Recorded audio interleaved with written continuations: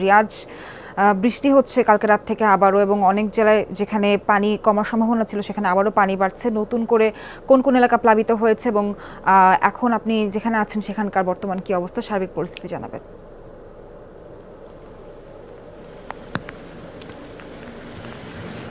সোহার, শুক্র এবং শনিবার বৃহস্পতিবার টানা বৃষ্টি ছিল, শুক্র এবং শনিবার রোদ ছিল। সেই দুই দিনের বৃষ্টি কমার কারণে বেশ কিছু উপজেলায় পানি কমেছিল, বিশেষ করে সদর, বেগমগঞ্জ, সেনবাগ, সদর, বেগমগঞ্জ এবং চাটখিল, সোনাইমুড়ি যেগুলো রয়েছে।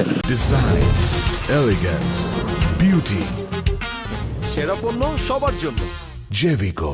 সেই 4টি উপজেলায় পানি কমতে শুরু করেছিল, কিন্তু বিপত্তি বেঁধেছে গতকাল থেকে আবার টানা বৃষ্টি হচ্ছে এবং এই বৃষ্টিতে গত 24 ঘন্টায় ভোর 6টা পর্যন্ত গত 24 ঘন্টায় 93 মিলিমিটার পর্যন্ত বৃষ্টিপাত রেকর্ড করা হয়েছে এবং যতটুকু খবর পাওয়া গেছে অন্তত 4 থেকে 5 ইঞ্চি পরিমাণ পানি বেড়েছে বিভিন্ন উপজেলায়। শুধু আসলে আলাদা করে বলার কোনো সুযোগ নেই এবং 4 থেকে 5টি উপজেলার প্রত্যেকটিতে পানি বেড়েছে। আবার কোনো পানি, যেমন ফেনী থেকে যে পানিগুলো নিষ্কাশিত হচ্ছে বা যে ফেনী থেকে যে পানিগুলো নেমে যাচ্ছে সেগুলো সেনবাগ, বেগমগঞ্জ সহ এবং লক্ষ্মীপুরের উপর দিয়ে একটি অংশ গিয়েছে বেশ একটু খালের মধ্য দিয়ে এবং সেখানেও খালগুলো ভরাট হওয়ার কারণে পানি প্লাবিত হয়েছে এবং নতুন নতুন এলাকা প্লাবিত হয়েছে।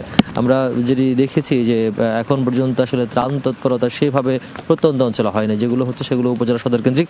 তো বন্যার্থীরা বলছেন বা যারা দুর্গত আছেন তারা বলছেন যে খুব দ্রুত সময়ের মধ্যে যারা নতুন নতুন যে এলাকাগুলো প্লাবিত হচ্ছে সেখান থেকে উদ্ধার তৎপরতা যেমন বাড়ানো জরুরি, পাশাপাশি প্রত্যন্ত অঞ্চলে ত্রাণ সরবরাহ বাড়ানো জরুরি। রিয়াজ, ধন্যবাদ আপনাকে।